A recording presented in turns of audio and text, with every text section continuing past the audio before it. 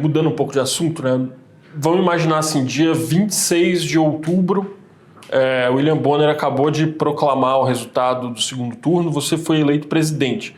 O que você faria nas primeiras horas? Assim, depois das festas, das libações, quais seriam as primeiras medidas de um eventual governo seu? Eu chamaria o Kim Kataguiri, eu via as bancadas que foram formadas, ia conversar com as bancadas que já estavam eleitas, e eu ia começar a preparar a aprovação da PEC da transição. Primeiro momento. Porque eu preciso começar o meu governo com a questão fiscal endereçada. E eu preciso começar a passar isso na transição. Eu ia fazer tudo o que fosse possível e necessário para que a atual legislatura aprovasse a PEC da transição, que para mim inclui a PEC fiscal nossa, que já está inclusive protocolada pelo Kim, e, no mínimo, os fundamentos no Congresso Nacional para andar com a nossa ação contra o crime organizado. Por quê? Porque eu preciso começar a rodar o Brasil retomando territórios enquanto presidente da República, junto com as forças policiais e com os governadores, e paralelamente eu preciso criar um clima favorável para a entrada de recursos de dólares no Brasil, entendendo que a curva dívida-PIB, né, a relação dívida-PIB vai estar estancada no longo prazo, portanto a PEC. Mas você não vai pegá-la estancada no começo, né? Não, mas as pessoas trabalham com expectativas futuras. Então o mercado vai ver, bom, se eles passaram uma PEC que em 10 anos economiza 3,3 trilhões, então os títulos brasileiros eles vão ser pagos nos próximos anos, portanto a curva dos juros ela vai poder cair. Então a expectativa vai gerar uma queda nos juros, e isso tem que ser equilibrado com uma luta para não virar inflação rápido, né? Porque haveria um momento do consumo. Mas de qualquer forma, em ambos os casos, já seria um clima positivo sobre a economia brasileira. Eu preciso ter essa calmaria para poder andar com o que precisa. Então eu não perderia um minuto. Até porque eu não costumo muito comemorar as coisas. Quando a gente montou um partido, eu fiz um vídeo lá e, ok, tenho que trabalhar. Eu sou meio hipercentrado. Na verdade, André, se assim, ganhou, eu acho que eu não comemoraria, eu ficaria apenas resoluto, assim, o plano é muito bom, mas eu ficaria tenso, igual eu tô. Eu tô assim, nossa, eu tô subindo nas pesquisas, eu acho que eu posso ganhar. Deixa eu ver direito, o plano é bom. Eu tava no avião relendo o plano. Checar pra ver se isso mesmo. Tipo assim, é bom o plano, né? Acho que é bom, acho que vamos ganhar então. Mas eu entendo assim, é uma responsa gigante. O lance não vai ter descanso. Nem pode ter, eu sou jovem, 42 anos. Eu tenho que gastar essa energia nisso. Quando você fala 3,3 trilhões, isso é uma porcentagem assim, considerável do PIB brasileiro, nem do orçamento da União, do PIB. Em 10 anos. O que envolveria fazer esse ajuste fiscal que você está falando? Começa por uma nova reforma da Previdência, passa por fazer um tema que é polêmico, mas os outros vão precisar falar, que é a desindexação dos reajustes de BPC e aposentadoria, não mais sendo feitos pelo aumento do salário mínimo, mas sim pela inflação. E aí quando um presidente quiser dar um aumento real, ele vai lá e dá um aumento real. Vou dar um aumento real aqui para aposentadoria. O presidente dá um aumento real.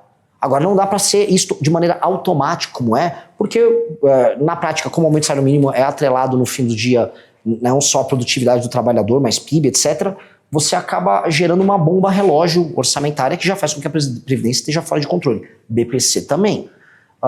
Outro tema, a desvinculação dos gastos na área de saúde e educação. Você tem hoje municípios no sul do Brasil que a natalidade está bem pequena. Você tem que gastar mais com saúde do que com educação. Só que você não pode mexer nisso, os municípios estão quebrados. Foi um pedido, inclusive, da Marcha dos Prefeitos. Tenho que mexer em renúncias fiscais de toda sorte, todas elas. Vou precisar mexer em privilégios no alto funcionalismo. E isto, de acordo com a análise da Câmara, se eu passo completamente essa PEC, eu estou falando aí de 3,3 em 10 anos. Estou falando de praticamente 1/4 do PIB sendo economizado em um processo de 10 anos. Em 6 anos já é 1,1 tri, porque ele é acumulativo no longo prazo. Então, essa seria uma reforma que resolveria o fiscal no Brasil, não digo para sempre, né? Para sempre é uma coisa muito longa, mas para os próximos 20, 30 anos, o Brasil passa a ser um país sério do ponto de vista fiscal. E como a gente tem indo agora pro precipício, nada melhor do que um precipício para assustar e fazer você pular. Então, seriam essas medidas. Entendi. Teria algum órgão público que você extinguiria? É uma discussão boa. Eu ando falando muito em extinguir o INCRA. Só que a gente está com uma proposta até melhor, que é o seguinte: eu não tenho nada contra a reforma agrária. Até porque a pequena propriedade, quando trabalha com cooperativa, é super competitiva. Agora, se você vai pegar os graus de produtividade e a renda per capita, vamos colocar aqui, dos assentados, é baixíssima. Você está só favelizando o campo. Então, antes de fazer qualquer reforma agrária, é uma proposta bem clara nossa, nós precisamos fazer uma auditoria e obrigar os assentados a atingir níveis razoáveis de produtividade, que não adianta eu dar uma terra para alguém que não vai plantar. Eles reclamam do latifúndio improdutivo e eles viram um mini fundio improdutivo, que depois viram um barraco e ele vai vender para alguém. Não vale a pena. Nós não podemos adotar esse modelo. Até porque a agro é um setor hiperprodutivo brasileiro. Se tem uma área que a gente tem métodos de trabalho, de cultura de trabalho, é esse setor. A gente só está pegando, então, uma área que poderia estar sendo destinada para alguém produtivo e dando para alguém improdutivo. Isso não tem nenhum sentido. Mas INCRA é um exemplo, um órgão que não está sendo benéfico para o Brasil de nenhuma maneira. Antigamente, Renan, nas suas lives e tal, você falava mais sobre uma nova constituinte. Você tem um tempo que eu notei que você parou de falar, né, um pouco sobre isso.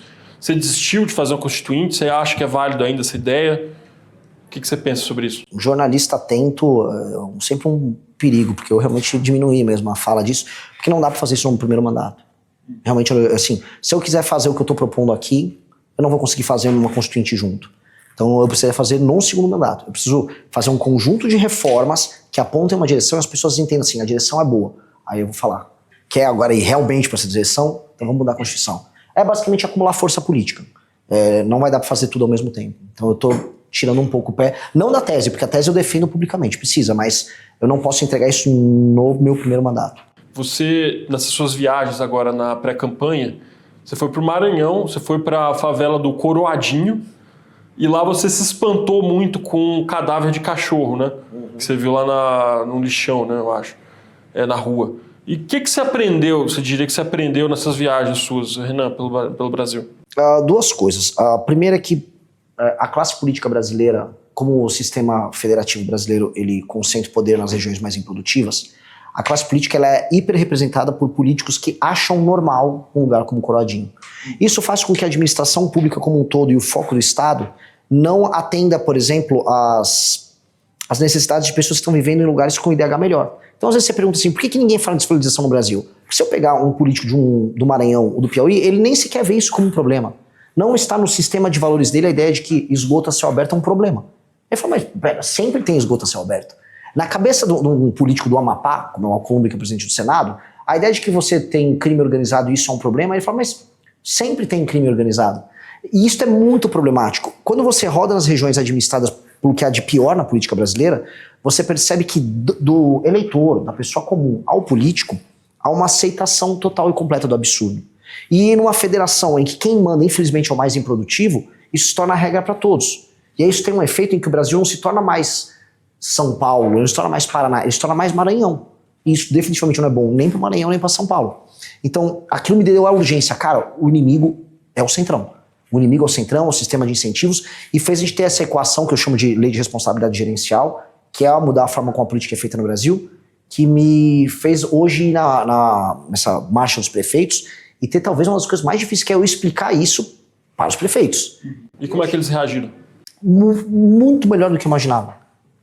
Eu falei em extinção de municípios, eu falei em punir prefeitos que não atingem indicadores de desempenho, mas eu apresentei o outro lado, em como eu vou beneficiar os que forem bons prefeitos. E houve uma receptividade muito boa, porque eu falei, vocês serão protagonistas pro bem e pro mal. Até dei o exemplo do Peter Parker, né, com grandes poderes vem grandes responsabilidades. Então não é só que eu vou dar o poder para vocês, eu vou também lascar vocês se não trabalharem. E foi muito bom, foi surpreendentemente bom, eu estou surpreso até agora. Mas eu acho que é isso, se eu não alterar essa dinâmica, não há como resolver a equação Brasil. O Brasil é um problema que, se você não trata nesses termos, ele não resolve. Você acha que o Pacto Federativo Brasileiro tem solução? Tem, solução tem. A dificuldade Por onde passaria essa solução? A solução passa em concentrar o poder no poder executivo e as pessoas nos lugares mal administrados perceberem que elas têm um problema, como eu te falei, que é um problema de imaginação e perspectiva. Por exemplo, a pessoa que mora na favela do Coradinho entender que não é legal ter um lixão a céu aberto no meio da rua e não é bacana o cachorro dela, o cachorro que morava com ela, ser jogado no meio-fio. Que isso só é desumano, isso é animalesco. E ela entender que alguém, um outro agente político é capaz de arrumar aquilo e ela viver num lugar melhor. Quando ela faz essa conexão, você começa uma revolução política. Tanto que uma coisa que começou a acontecer, que foi muito bom, foi eu ir nesses lugares, eu apontar o problema e no dia seguinte o prefeito correr para arrumar. Aí você começa a ter um feedback, né? Você começa a ter uma resposta rápida, porque você inseriu naquela população um sistema de valores novos que ela não está acostumada. E E o jogo é esse, então o Poder Executivo Nacional, ele tem que interferir nessa realidade local e mudar a cabeça de todo mundo. E punir o político que não entrega um novo padrão. O cara entendeu? Ó, o seu padrão de cidade é, sei lá, São Miguel do Oeste, como eu vi em Santa Catarina. Isso aqui é uma cidade. Tá? São Luís do Maranhão não é. São Maranhão é um ajuntamento onde as pessoas são tratadas como bicho. Vocês vão ter que ser administrados para ficar parecido com isso aqui. Ah, isso aqui, ó como é melhor. Ah, é melhor mesmo. Só que você vai ter que concentrar o Poder Executivo no início. Feito isso, aí você arruma também a federação. É uma questão de correlação de forças. Você acha que seria preciso, por exemplo, mudar a representação do Congresso dos Estados? Essa é a questão do Tostines. O Tostines vende mais porque é mais fresquinho, ou mais fresquinho é mais fresquinho porque vende mais. Se eu mexer já o modelo de representação top-down, isso interferiria nos municípios, com certeza. Só que eu acho que eu não consigo. Eu vou ter que mexer de baixo para cima. Eu acho que eu vou ter que a trabalhar com os prefeitos e eles alteram o modelo de representação. Foi basicamente o tema do meu discurso hoje na Marcha dos Prefeitos. Eu falei, hoje vocês são meros funcionários dos deputados. O poder tem que ficar com vocês, não com os deputados. Eles me aplaudiram. Eu falei, se aplaudiu um maluco que foi lá falar isso aí, é porque eu tô falando algo que está reprimido dentro deles. E que é verdade, pura e simples. Hoje um prefeito é um administrador de emenda de um deputado. E se eu entregar o poder para eles, e a gente muda o sistema de incentivos para eles ser um deputado, aí a gente começa a alterar o jogo. No médio prazo a gente altera. Bom, para encerrar, por que um eleitor brasileiro deveria escolher Renan Santos para liderá-lo a partir de 2027 e não Lula, ou Flávio Bolsonaro, ou Joaquim Barbosa? De maneira bem simples. Se você perguntar para o Lula como ele vê o país dele daqui 30 anos e como ele levaria esse Brasil a acontecer, o Lula nem vai ter ideia porque ele nem vai estar vivo daqui 30 anos. Se eu perguntar pro Flávio, o Flávio vai apenas falar, mas e quando vocês vão soltar meu pai? Porque ele não tem nenhuma ideia além dessa e, sei lá, de fazer alguns negócios com alguns banqueiros por aí e ficar rico. Eu consigo explicar no detalhe como eu vou tornar o Brasil o país que nós precisamos ser, e isso inspira as pessoas a não ficarem brigando apenas por rótulos ideológicos, mas inspira as pessoas a procurarem um caminho. E isso é motivador. É por isso que eu lidero entre os mais jovens, que estão loucos para entender assim, nossa, eu vivo num país que faz sentido. O que eu quero fazer assim, seu país faz sentido, você não precisa ir embora daqui. Aqui não é só carnaval e tal, por mais que o carnaval seja super legal. Aqui não é só futebol, por mais que o futebol seja super legal. Aqui pode ser muito mais. Aqui pode ser, eu quero fazer o F-35 aqui dos Estados Unidos, porque meia tonelada de terra rara vai dentro do avião. Então, para fazer o avião vai depender da gente. O novo mundo que está vindo aí pode depender do Brasil. Então, a gente está numa posição sensacional. Basta a gente desenhar esse futuro e eu sou o único que faz isso. Talvez eu ganhe até por exclusão nesse sentido. Então, sim, é tão melhor, é tão diferente que eu não tenho nem como atacá-los, porque eles mesmos não estão se propondo a participar dessa disputa. Obrigado pela sua participação e até a próxima. Muito obrigado. Ajude você também a divulgar a ideia de um Brasil poderoso.